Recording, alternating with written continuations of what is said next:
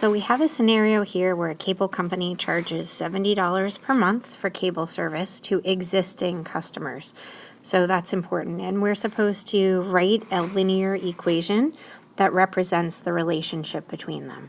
So this $70 per month is the same thing as the rate of change. And that's also known as our slope, because the amount that you pay to the company goes up by $70 each month. So y equals 70 times x, or 70x. Now when you put it in assessments, make sure you're only entering 70x.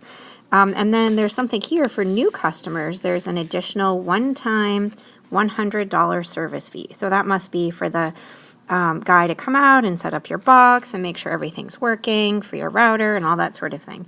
So because you have that service fee, that means that the relationship is linear, but it's not proportional. It's still going to go up $70 every month because you still pay that fee to the cable company, but then you have that service fee, so that's plus 100.